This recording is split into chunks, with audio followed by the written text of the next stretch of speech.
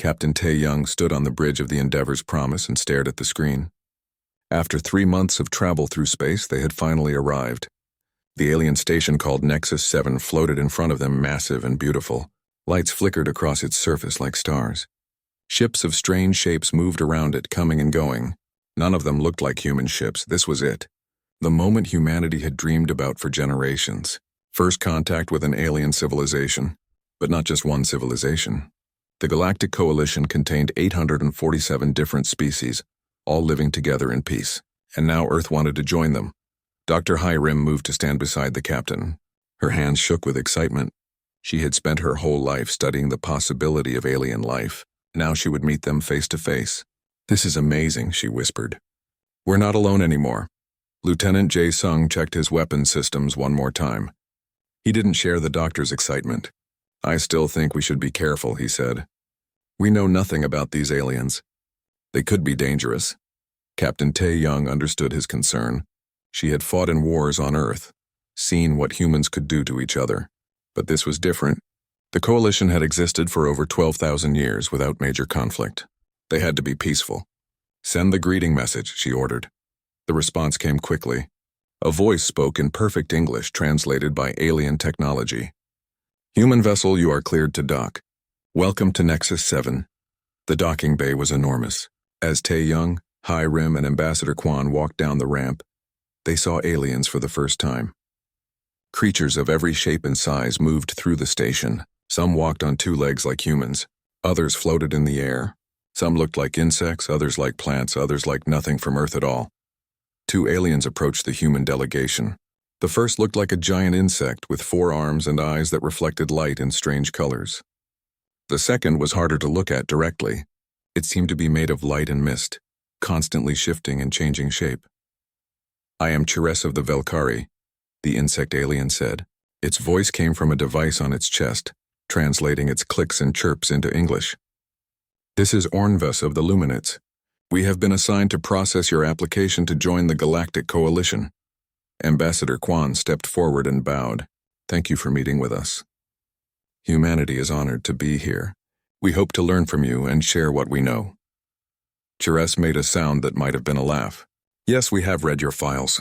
You come from a planet called Earth." The way he said the word made it sound dirty. "A Class 9 death world." Dr. Hiram frowned. "Deathworld? What does that mean?" Ornves's form flickered. When it spoke, its voice sounded like wind through trees. "It means your planet should not support intelligent life. Your gravity is crushing. Your atmosphere is toxic with free oxygen. Your water is everywhere, carrying disease. Your sun throws radiation at you constantly. Worst of all, your planet is covered in aggressive life forms that kill and eat each other." "That's just nature," Hiram said.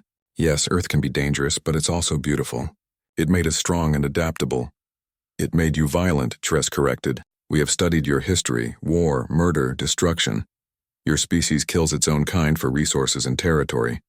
This is not civilized behavior." Captain Tae-young felt anger rising in her chest. "We've moved past that. Humanity is united now. We've had peace for over 50 years. 50 years? Ornves sounded amused. "My species has known peace for 9,000 cycles. The coalition itself has not seen war in over 12,000 cycles. Your 50 years means nothing." Ambassador Kwan tried a different approach. "We understand your concerns. But humanity has so much to offer. Our art, our music, our literature, our scientific discoveries, our diversity of thought and culture." Chires pulled out a data pad. "We have reviewed your application. I must inform you that humanity does not qualify for coalition membership. There are 127 protocols that specifically exclude Deathworld species from joining civilized society." "But why?" Dr. Hiram's voice cracked with emotion. "We've done nothing wrong. We just want to be part of something bigger than ourselves." "You were born wrong," Ornves said simply. "Your very existence is an insult to natural order. Life should not evolve on worlds like yours. The fact that you survived, that you built technology and reached the stars only proves how dangerous you are."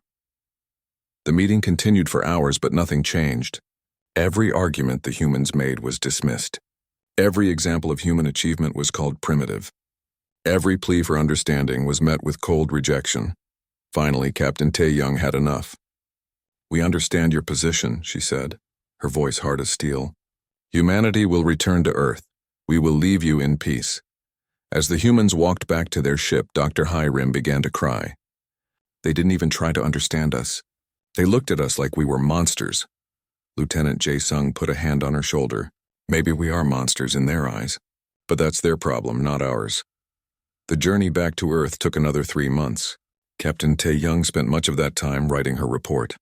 How did you tell an entire planet that they weren't wanted, that the galaxy had looked at humanity and said no? When they arrived at Earth, the news spread quickly. People had been so excited about joining the Galactic Coalition. They had imagined sharing knowledge, making friends among the stars, learning from ancient civilizations. Instead, they learned that humanity was alone, rejected, unwanted. Ambassador Kwan stood before Earth's government and delivered the truth. The coalition will not accept us. They fear us because we come from a harsh world. They see our strength as violence. They see our survival as proof of our barbarity. We are Deathworlders, and in their eyes, that makes us less than civilized. The news hit humanity hard. Some people became angry. Others became sad. Many simply couldn't understand why being survivors made them monsters. 3 months passed. Life on Earth slowly returned to normal. People tried to forget about the coalition and focus on their own lives. Humanity would continue alone as they always had. Then, late one night, Ambassador Kwan received a transmission from Nexus 7. It was marked urgent. He opened it with tired eyes, expecting another rejection letter, another reminder that humanity wasn't good enough. Instead, he found a message that made his blood run cold. It was from Cheress, the same Velkari who had rejected humanity's application, but his voice was different now, desperate, afraid. Ambassador Kwan, the coalition faces extinction. A species called the Ravagers has emerged from dark space. They destroy everything they touch. We cannot stop them. Our weapons are useless. Our ships are too fragile. We have lost 17 worlds in 2 months. The insect alien paused, and when he spoke again, his voice was barely a whisper. We need help. We need soldiers. We need warriors. We need Deathworlders. We need humans, please. The message ended. Ambassador Kwan sat in silence, staring at the screen. The same aliens who had called humanity monsters 3 months ago were now begging for their help. The galaxy that had rejected Earth now needed it to survive. The emergency meeting room in Earth's capital was full of people. Every important leader from every nation sat around the long table. On the main screen, Cheress's desperate message played again. Some people watched with hard faces. Others looked shocked. A few even smiled. Ambassador Kwan stood at the front of the room. He had barely slept since receiving the message. The coalition is dying, he said. 17 worlds destroyed in 2 months. Billions of lives lost, and they're asking us for help. Admiral Yoon-ji leaned back in her chair. She was the head of Earth's military forces, a woman who had fought in every major conflict of the past 30 years. Her face was covered in scars from the Mars Rebellion. Let me understand this correctly, she said. 3 months ago, they called us violent monsters and refused to let us join their little club. Now they want us to fight their war? Yes, Ambassador Kwan admitted. I know how it sounds. It sounds like they deserve what they're getting, said Lieutenant Jae-sung. He had been invited to the meeting because of his experience at Nexus 7. They rejected us. They insulted us. Why should we care if they die? Counselor Yuna stood up. She was young for a government leader, but her voice carried weight. Because we're better than that. Yes, they were cruel to us. Yes, they were wrong. But billions of innocent people are dying. Children, families, people who never said anything bad about us. We can't just let them die because their leaders were afraid, can't we? Admiral Unji challenged.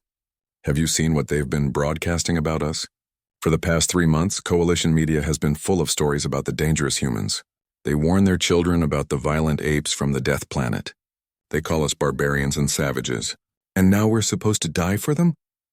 Dr. Hiram, also present at the meeting, spoke quietly.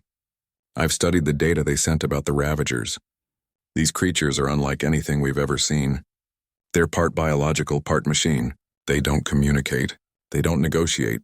They just consume. Every living thing on a planet gets harvested and turned into more Ravagers. She pulled up images on the screen. The room went silent. The Ravagers looked like nightmares made real. Massive ships that seemed to be alive, covered in writhing tentacles and glowing eyes. Smaller creatures that looked like crosses between insects and machines with blades for limbs and guns built into their bodies. The Coalition can't fight these things, Dr. Hiram continued. Their species evolved on gentle worlds. They've never had to deal with predators or natural disasters. They don't understand war. Their military is ceremonial. They have ships with weapons, but nobody who knows how to really use them. And they think we can do better? Someone asked. They know we can, Admiral Yunji said. That's why they're scared of us. Earth made us into survivors, fighters. We know how to deal with threats because our entire planet was full of them. Every human alive is descended from people who survived ice ages, droughts, predators, plagues, and wars. That's what they mean by Deathworlders. Captain Tae-young, sitting near the back of the room, finally spoke. Everyone turned to listen. She had become famous after the first contact mission. I've been thinking about this since we got the message, she said. Part of me wants to tell them no, to let them feel what it's like to be rejected when you need help, to be called a monster when all you want is acceptance. She stood up and walked to the front of the room. But that's not who we are. Yes, Earth is a harsh world. Yes, it made us strong and taught us how to fight. But it also taught us how to work together, how to protect the weak, how to stand up against impossible odds. If we turn our backs on the Coalition, we prove them right. We prove that we are the monsters they think we are. So we should just forgive them? Lieutenant Jae-sung asked. Forget everything they said and did? No, Captain Tae-young said firmly. We don't forgive them. We make them pay, not with their lives, but with their pride. We help them, but we set conditions. They want the Deathworlders to save them? Fine. But they will give us full membership in the Coalition. They will share all their technology with us. They will give us access to their star charts and trade routes. And most importantly, they will apologize. Publicly, to the entire galaxy. The room erupted in discussion. Some people liked the idea. Others thought it was too soft. A few thought it was too harsh. Counselor Yuna called for order. We need to vote. All in favor of helping the Coalition under Captain Tae-young's conditions? The vote was close. Very close. But in the end, helping won by just 3 votes. Earth would answer the Coalition's call. Ambassador Kwan sent the response immediately. The Coalition agreed to every single condition without argument. They were that desperate. Admiral Yunji wasted no time. Within hours, she began calling up military forces from across Earth. Ships that had been in storage were pulled out and repaired. Soldiers who had retired were asked to return to duty. Factories that made weapons started working around the clock. Colonel Da-yoon arrived at headquarters 3 days later. She commanded the Orbital Drop Regiment, elite soldiers trained to drop from space onto hostile planets. People called them the Helldivers because they fell through fire and came out fighting. She was a tall woman with cold eyes and hands that never stopped moving. You called, Admiral, she said, saluting. We're going to war, Colonel, Admiral Yunji replied. Against an enemy that doesn't feel fear or pain. An enemy that turns living beings into more soldiers. An enemy that has destroyed 17 worlds in 2 months. And we're going to stop them. Colonel Da-yoon smiled. It was not a kind smile. When do we leave? 2 weeks. That's how long we have to prepare the fleet and brief the troops. Dr. Hiram will provide intelligence briefings on the Ravagers. You'll work with her to develop tactics. Over the next 2 weeks, Earth transformed. Everyone knew someone who was going to fight. Families said goodbye to soldiers. Engineers worked themselves to exhaustion preparing ships. Scientists studied every bit of information about the Ravagers. Dr. Hiram spent long hours in her lab, analyzing Ravager biology and behavior. What she found frightened her. The Ravagers were smart. They learned from every battle. They adapted their tactics. And they never stopped. Even if you destroyed their ships, the remains would try to infect your vessel, turning it into another Ravager craft. Captain Tae-young walked through the hangar bay where her new ship waited. It wasn't the Endeavor's Promise anymore. That ship was too small for war. Instead, she would command a battlecruiser called the Defiant Hope. It was covered in weapons and armor. It looked brutal and efficient. It looked human. Finally, the day came. Earth's first battle fleet gathered in orbit. 30 ships in total. Battlecruisers, destroyers, carriers full of fighters. It was the largest military force humanity had ever assembled in space. Admiral Yunji broadcast a message to the entire fleet. Soldiers of Earth, we go to fight for people who rejected us. People who called us monsters. But we go anyway because that's what humans do. We protect those who cannot protect themselves. We stand against the darkness even when nobody asks us to. Today we show the galaxy what Deathworlders really are. Not monsters, not barbarians, heroes. The fleet jumped to faster-than-light speed, heading toward the Coalition world under attack. None of them knew if they would return, but they went anyway. 3 days into the journey, they received new footage from the Coalition. The Ravagers had attacked another world called Yeltar. The images showed cities burning, people running in panic, and in one horrible moment the camera focused on a small alien child, crying and alone as Ravager machines moved closer. Then the transmission cut to static. The child was gone. The world was gone. Everything was gone.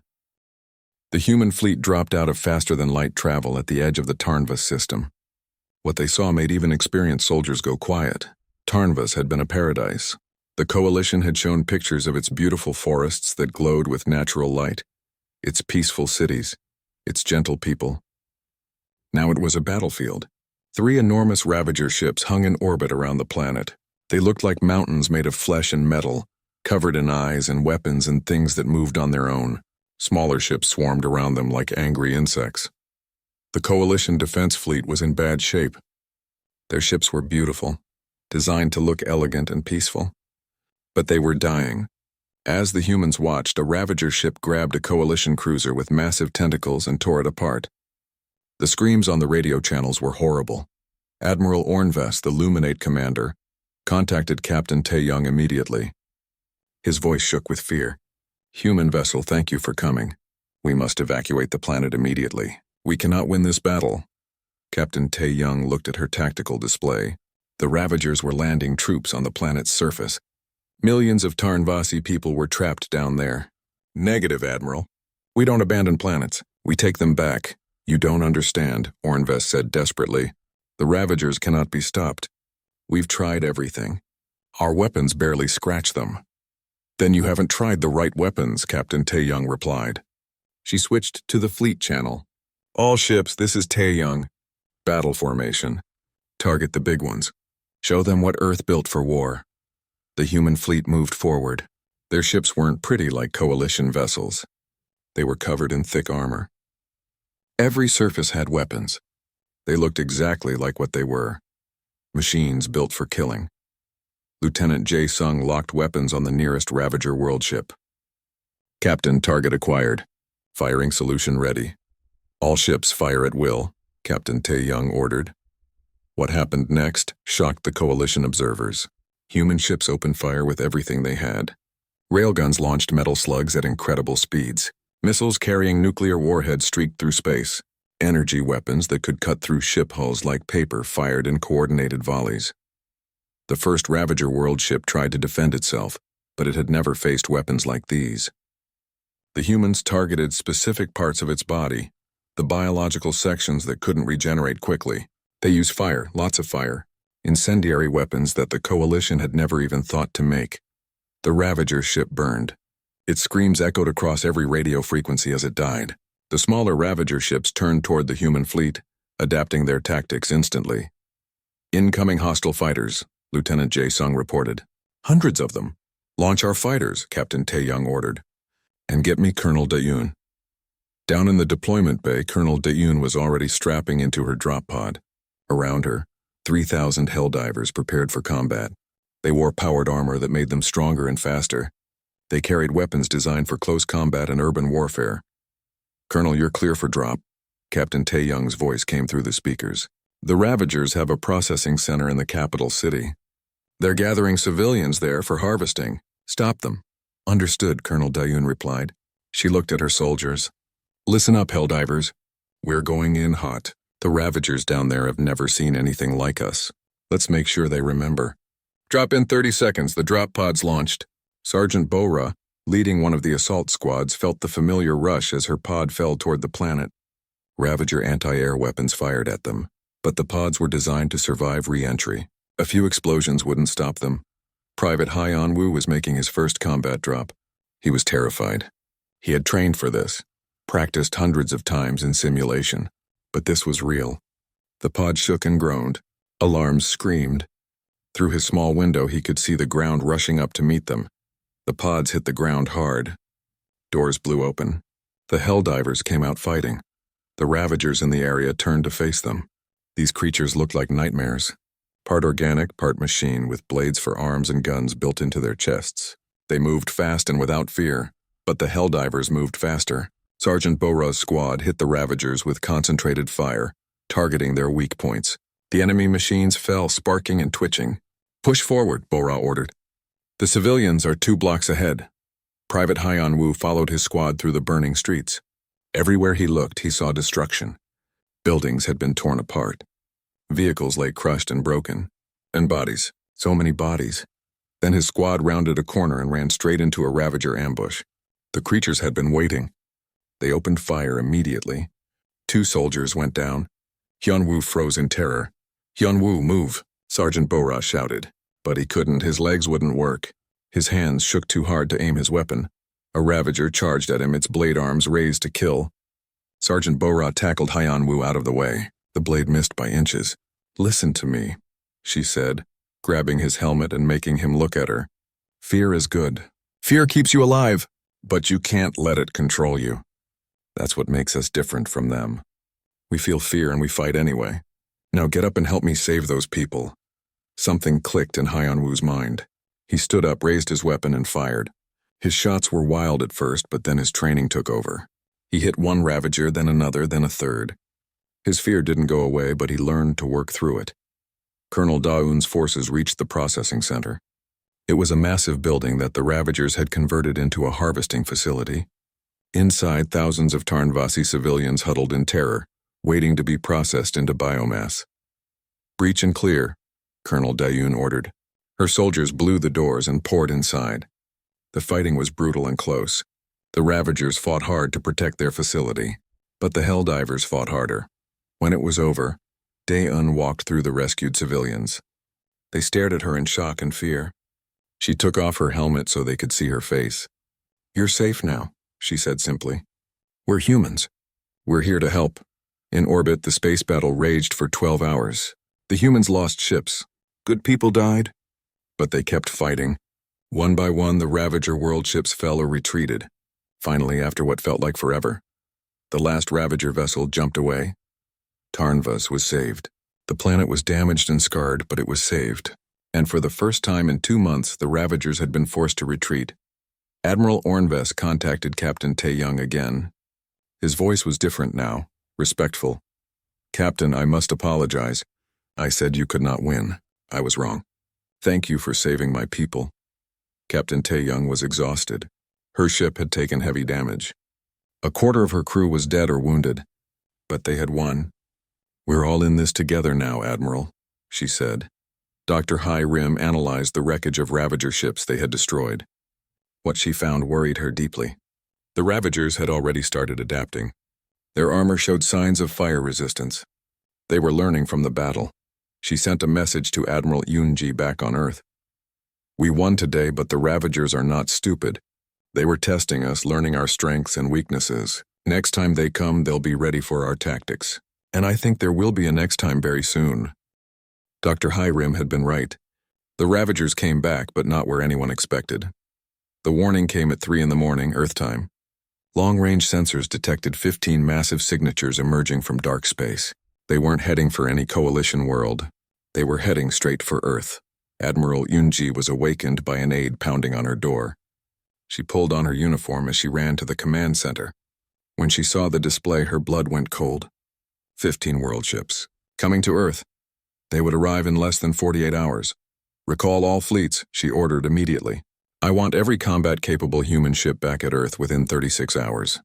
Get Captain Tae-young on the line. And someone wake up the president." The news spread across Earth like wildfire. Humanity had thought they were safe. The coalition worlds were where the fighting was happening. But the Ravagers had changed their strategy. They were no longer targeting weak coalition planets. They were going after the Deathworlders. Ambassador Kwan contacted the coalition immediately. "We need help. Every ship you can spare. The Ravagers are coming to Earth." The coalition's response was embarrassing. They could send medical ships, supply vessels, maybe a few scouts, but combat ships? The coalition barely had any combat ships left. And the few they had were needed to defend their own worlds. The species that humanity had saved 3 weeks ago could not return the favor. Captain Tae-young stood on the bridge of the Defiant Hope as it raced back to Earth. Her crew was exhausted from the battle at Tarnvas. They had barely had time to repair the ship. Now they were going home to face an even bigger fight.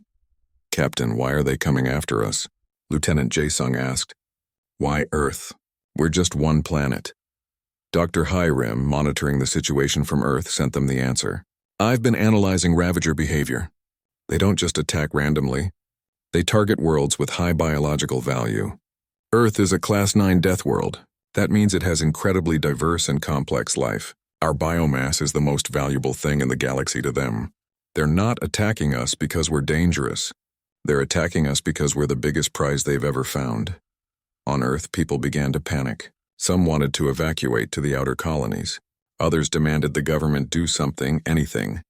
But General Wu Jin, commander of Earth's orbital defense grid, had a different idea. He stood before the Defense Council and laid out his plan. "We can't evacuate 8 billion people in 2 days. We don't have enough ships, so we do what humans have always done when faced with impossible odds. We fight, and we turn everything we have into a weapon." Over the next 36 hours, Earth became an armed fortress. Every satellite was rigged with explosives. Every space station was loaded with missiles. Asteroid mining equipment was converted into kinetic weapons. Civilian ships were given emergency weapons and told to ram any Ravager craft that got too close. Colonel Da-un returned to Earth with her Helldivers, but this time they weren't going to space. They were preparing to defend their home soil. She organized training sessions for civilians, showed them how to fight in the streets, how to make weapons from common materials, how to survive if the Ravagers made it to the surface. Private Hyeon Woo, now considered a veteran after Tarnvas, helped train frightened citizens in New Seoul. He remembered how scared he had been during his first battle. He tried to give them the same advice Sergeant Bora had given him. "Fear is natural. Use it to stay alert, but don't let it paralyze you. When the moment comes, you'll know what to do." The Ravagers arrived exactly on schedule. 15 world ships dropped out of faster-than-light travel at the edge of Earth's solar system. They didn't communicate. They didn't demand surrender. They simply began moving toward Earth.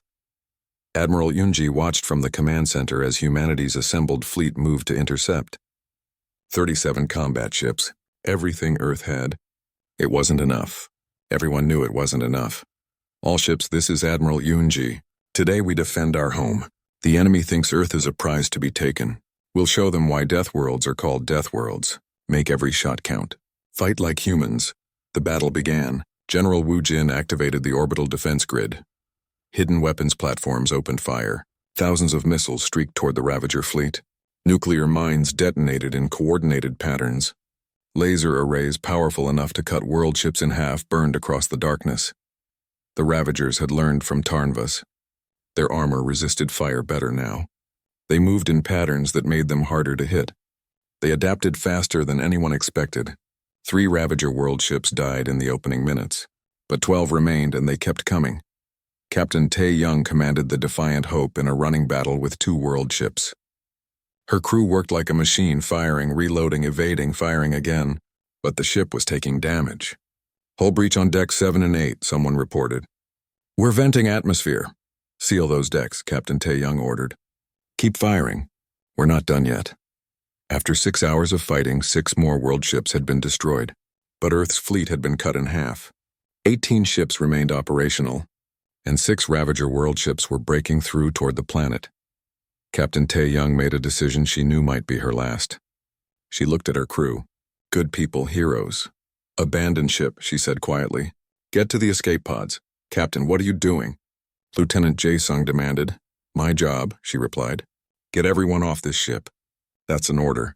Jae-sung understood. He saluted and began evacuating the crew. Captain Tae-young set a collision course with the largest Ravager world ship, then overloaded the ship's reactor. The Defiant Hope became a massive bomb hurtling through space. Just before impact, Captain Tae-young whispered, "Earth is worth dying for."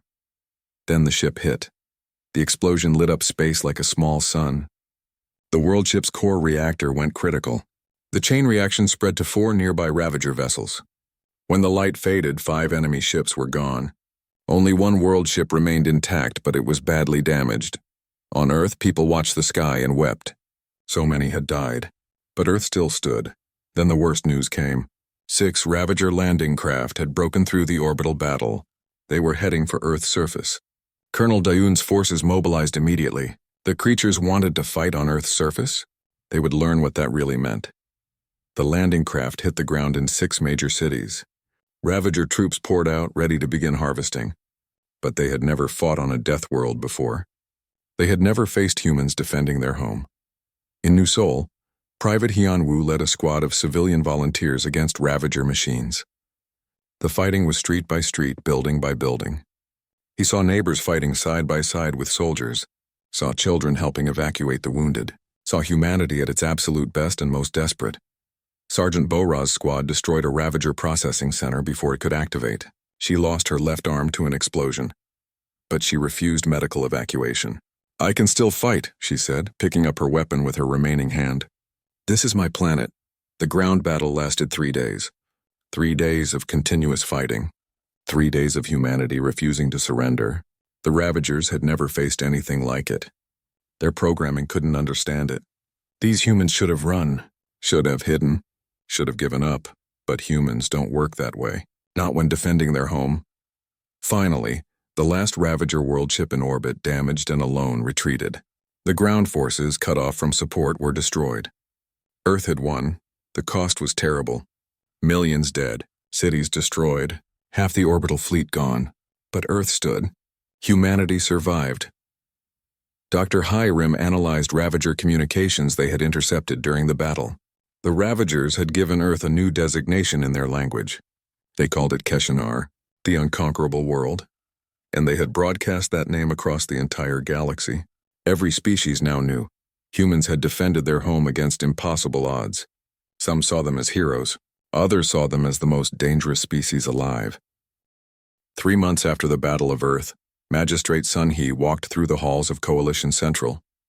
She was Earth's lead diplomat now, tasked with managing humanity's relationship with the 847 species of the Coalition. It should have been a time of celebration. Earth was now a full Coalition member with all rights and privileges. But something felt wrong. The other diplomats watched her as she passed. Some nodded respectfully. Others quickly looked away. A few whispered to each other, going quiet when she got close. Ambassador Kwan had warned her about this. "They're grateful we saved them," he had said. "But they're also terrified of what we're capable of." The Emergency Coalition Summit was being held in the Grand Chamber, a room so large it could hold representatives from all member species at once. Magistrate Sun Hee took her seat in the human section. She was alone. Earth had only been given 1 voting seat, while species that had been in the coalition for thousands of years had dozens.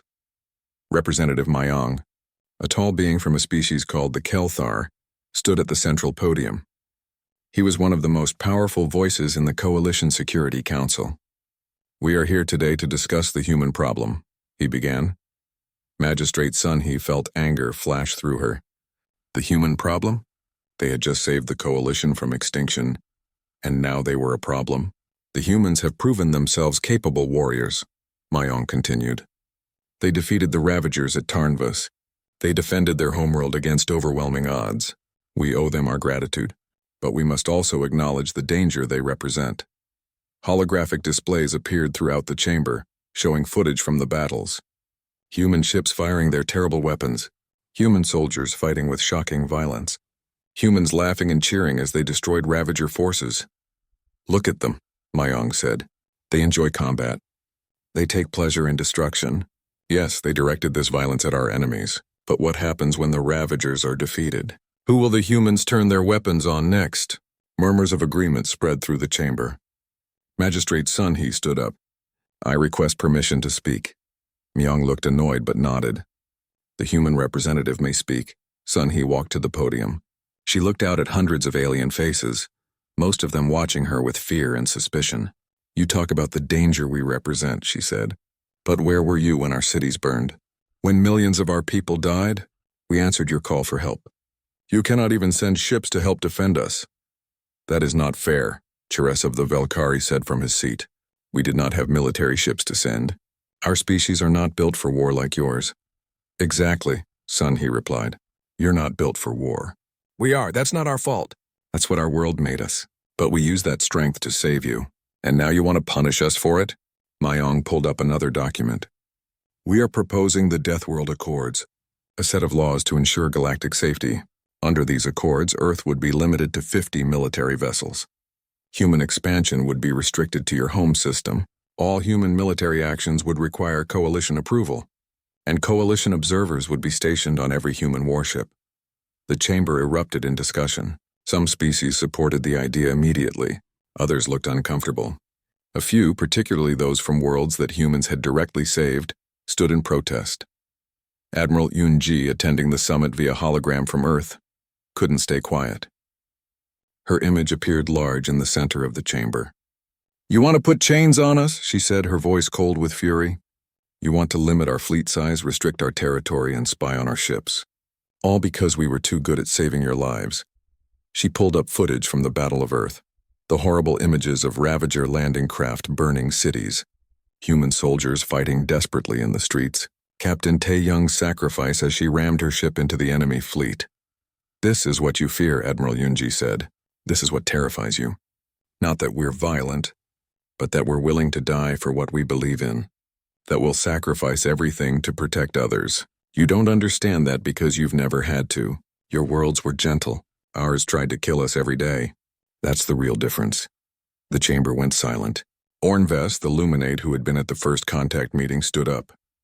Admiral Yun-ji speaks harsh truths, but I must add my own perspective. My homeworld of Oranva was saved by human forces. I watched human soldiers die protecting my people. I heard them singing as they went into battle. Singing, as if death was just another challenge to overcome. He looked around the chamber. Yes, humans are frightening, but they are frightening to our enemies, not to their friends. I believe the Deathworld Accords are born from fear, not wisdom. The debate continued for hours. Dr. Hai Rim, watching from Earth, worked frantically behind the scenes. She had spent the past months organizing cultural exchange programs, bringing coalition species to Earth to experience human art, music, and kindness. Some aliens had been moved by what they saw. Others remained suspicious. She contacted everyone she could reach, every alien friend she had made, begging them to vote against the Accords. We're not monsters, she told them. Please don't treat us like we are. Finally, the vote was called. Magistrate Sun-hee stood at the human podium, her hands shaking. This vote would determine humanity's future. Would they be accepted as equals? Or would they be quarantined like dangerous animals?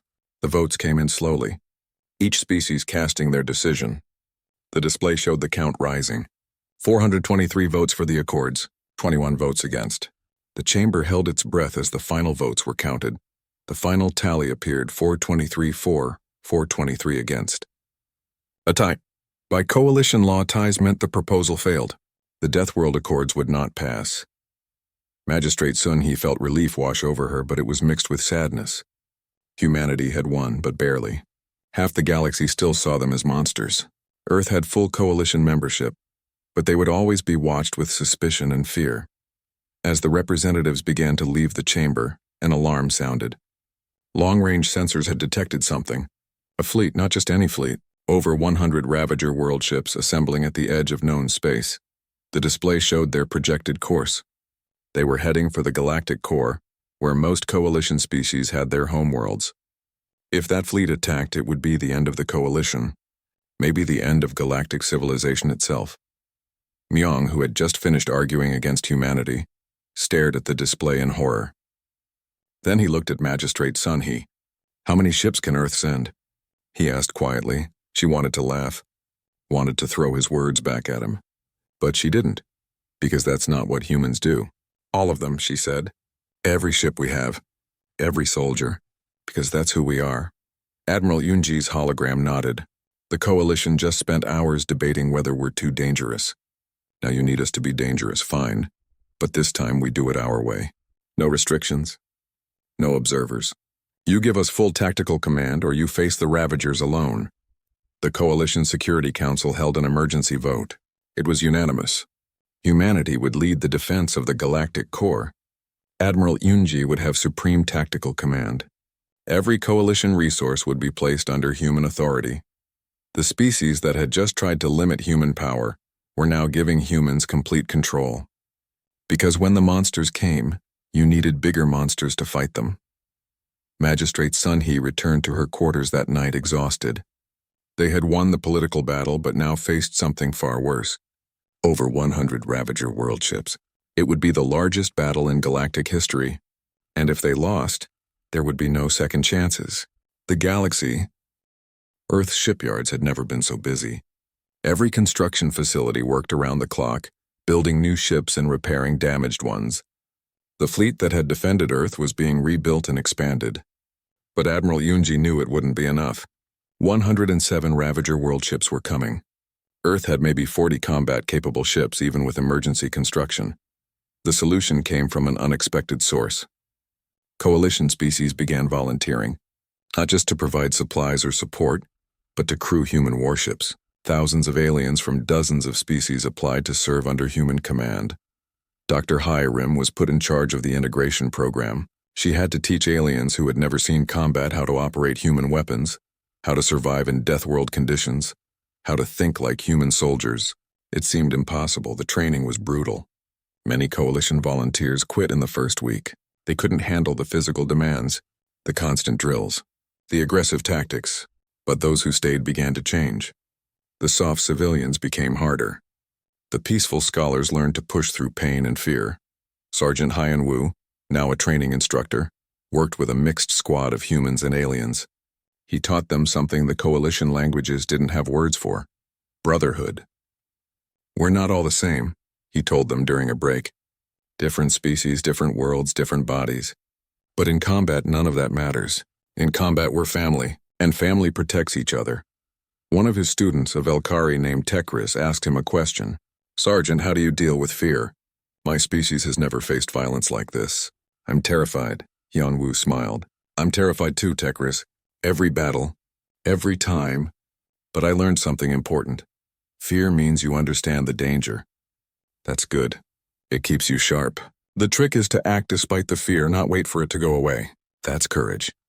Captain Dong Hyun stood on the bridge of humanity's newest and largest warship, the Unconquerable Spirit. It was a massive vessel, nearly 2 kilometers long, bristling with weapons and armor. The name had been chosen carefully. After the Battle of Earth, the Ravagers had started calling Earth by a new name: Keshnar, the Unconquerable World. Humanity had decided to embrace it. His crew was mixed. Humans and Luminates and Velkari and Tarnvasi, all working together. At first it had been awkward. The aliens weren't used to human informality and casual jokes. But slowly, they learned to work as one unit. Colonel Da-un was expanding her Helldivers into a full division. 50,000 soldiers, a third of them Coalition volunteers. She personally tested every one of them.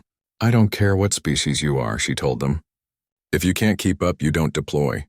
I won't send anyone into combat who isn't ready. That's how people die." Sergeant Bora, now fitted with a mechanical arm to replace the one she lost, helped train the new recruits in close combat. She was harder on them than anyone else. "Pain is temporary," she would say as they struggled through exercises. "Death is permanent. Better to hurt now than die later." Meanwhile, in a secret lab deep underground, Chief Engineer Jun-ho worked on something he hoped would never be used. He called it the Ragnarok Protocol. If the battle went badly, if defeat seemed certain, every human ship could trigger a coordinated overload of their quantum reactors. The resulting explosion would destroy everything in the combat zone. Ravagers, Coalition ships, human vessels, everything. He showed the plans to Admiral Yunji in private. "This is insane," she said, studying the calculations. "Yes," Jun-ho agreed. "But if we're going to lose anyway, at least we take them with us. We won't let them have the galaxy, not even if it costs us everything." Admiral Yunji approved the protocol. She hoped it would never be needed. But she understood the logic. Sometimes the only way to win is to make sure the enemy can't win either.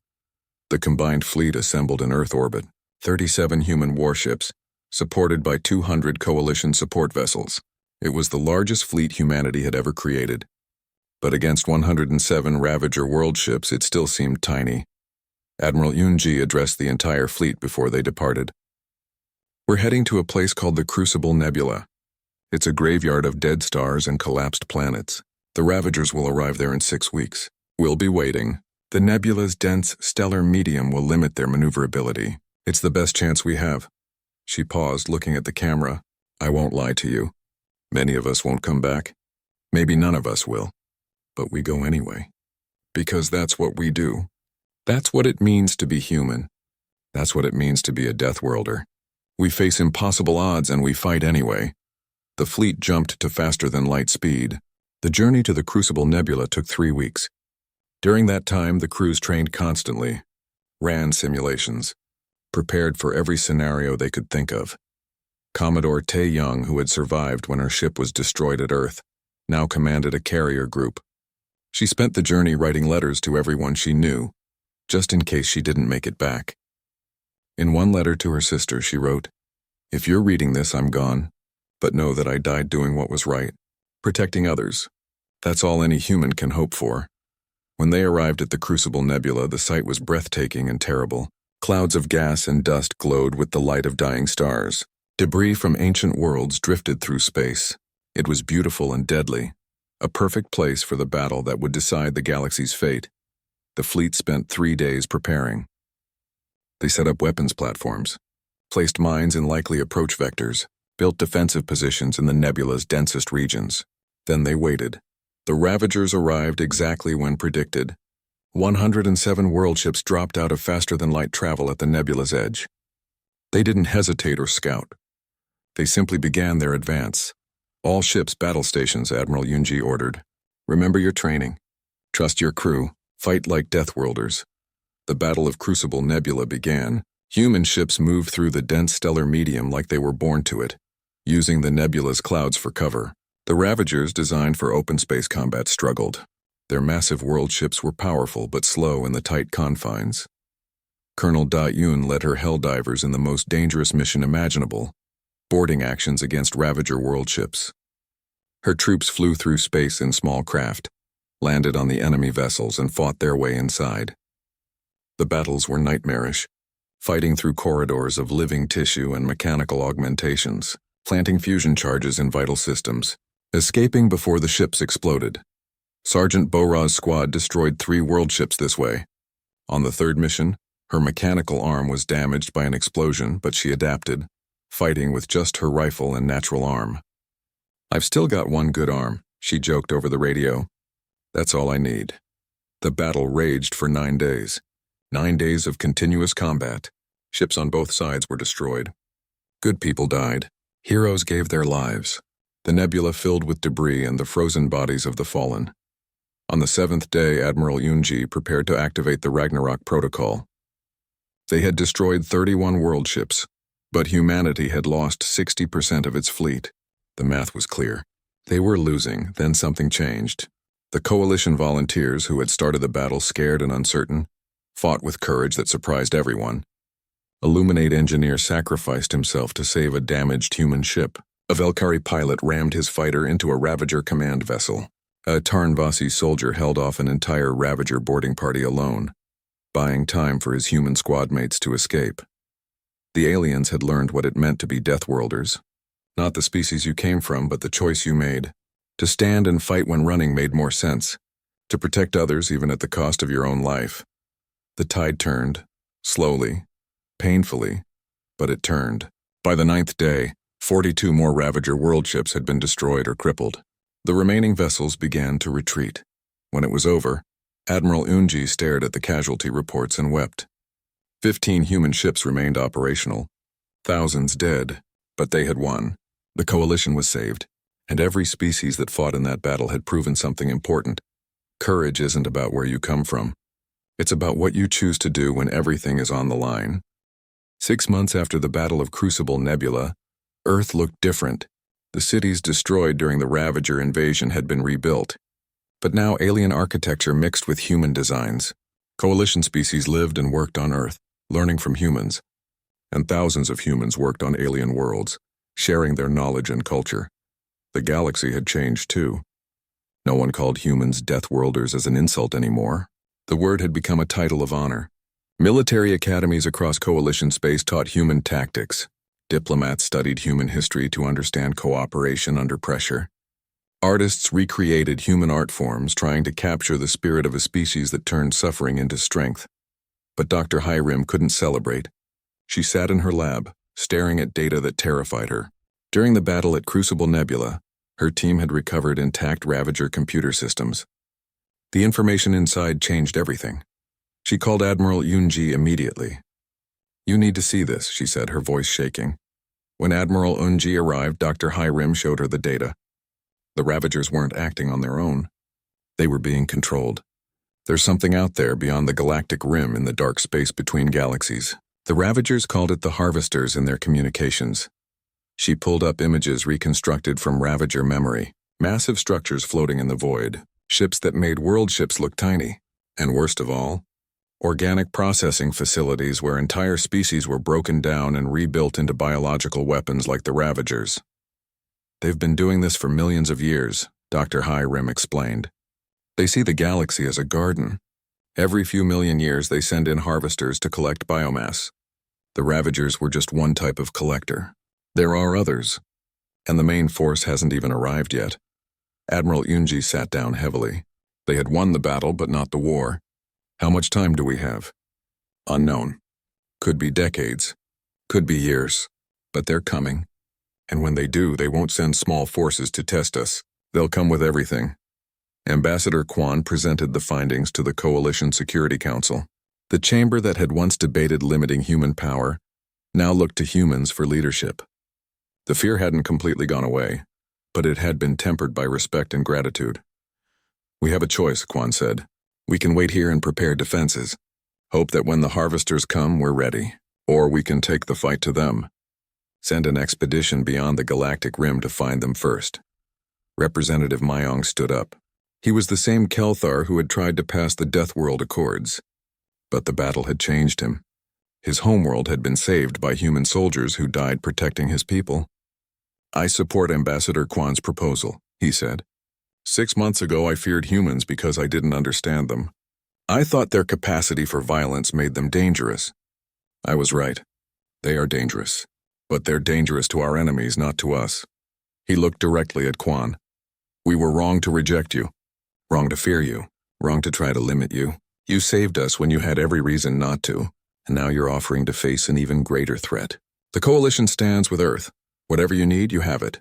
The vote was unanimous. Earth would lead an expedition into dark space. They would find the Harvesters and end the threat before it could destroy the galaxy. Admiral Yunji, now Supreme Commander of Coalition Defense Forces, oversaw the construction of a new fleet. These weren't warships built for system defense. They were explorer warships designed for years-long missions in uncharted space. Self-sufficient, heavily armed, built to face the unknown. Admiral Tae Young, promoted again and recovered from her injuries, was chosen to command the expedition. Her flagship would be the Endeavor's Answer. Named after the ship that had made humanity's first contact with the Coalition, the name was symbolic. Humanity had asked for acceptance and been rejected. Now they were giving their answer, not with words, but with action. The crew of the Endeavor's Answer was fully integrated. Humans, Velkari, Luminates, Tarnvasi, Kelthar, and dozens of other species. They weren't separate groups anymore. They were one crew, united by shared purpose and earned trust. Before the expedition departed, the Coalition held a ceremony on Earth. They erected a monument in New Seoul, at the exact spot where Colonel Dayun's forces had made their stand during the Battle of Earth.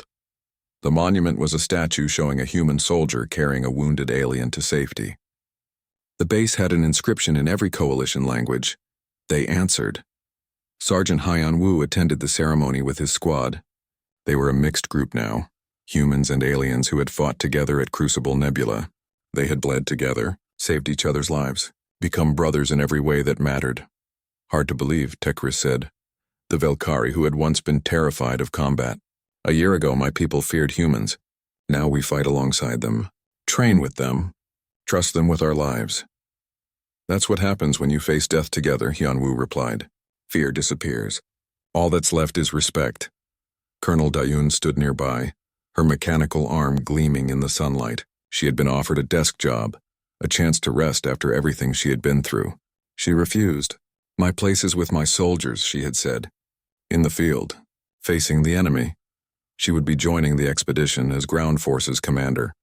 Dr. Hyrim was also joining as Chief Science Officer. She had come a long way from the idealistic xenobiologist who had hoped aliens would simply accept humanity. Now she understood that acceptance wasn't given freely. It was earned through sacrifice, courage, and unwavering commitment to doing what was right. The day of departure arrived. 20 ships prepared to jump beyond the galactic rim, Earth's finest soldiers and scientists, supported by coalition volunteers who had proven themselves in battle. They were heading into the unknown, to face an enemy that had terrorized the galaxy for millions of years. Admiral Tae-young stood on the bridge of the Endeavor's answer. Lieutenant Jae-sung, who had survived the destruction of the Defiant Hope, served as her tactical officer. Around them, the bridge crew worked with practiced efficiency, human and alien working as one. She opened a channel to the entire fleet. We're about to do something no one has ever done before. We're going beyond the rim, into dark space to face an enemy that has destroyed countless civilizations. They think we're just another garden to be harvested. They're wrong. She paused, choosing her words carefully. The coalition once called us monsters. They were afraid of what we were capable of. And they were right to be afraid. Not for themselves, but for our enemies. Because Deathworlders don't just survive. We protect, we fight. We answer the call every single time. Today we take that fight to them. The fleet jumped. 20 ships disappeared into faster-than-light travel, heading toward the darkness between galaxies. Behind them, the people of Earth and the Coalition watched and waited. Ahead of them, ancient horrors prepared for battle. In New Seoul, Sergeant Bora stood in front of the monument with a group of young recruits. They asked her what it meant to be a Deathworlder. She touched her mechanical arm and smiled. It means you come from a place that tried to kill you and you survived anyway. It means you learned to be strong because you had no choice. But most importantly, it means you use that strength to protect others. That's what makes us different. That's what makes us human. Back on the Endeavor's answer, Dr. Hyrim studied the data they had on the harvesters. The expedition would take months, maybe years. They might never return. But she wasn't afraid anymore. She looked around the bridge at humans and aliens working together. At people who had been strangers a year ago and were now family. The Coalition had ignored humanity's plea for acceptance. They had called humans monsters and rejected them from civilized society. But when the monsters came, when the galaxy faced extinction, humanity answered anyway. Not because they were asked nicely. Not because they were promised rewards. But because that's who humans are. Deathworlders, warriors, protectors. And now as the fleet flew toward the darkness, they were something else too. Hope. Hope that courage could overcome fear. That unity could defeat division. That life could triumph over death. The galaxy would face its greatest test. But this time it wouldn't face it alone. This time humanity would answer. And the galaxy, once fearful and dismissive, stood with them. Together.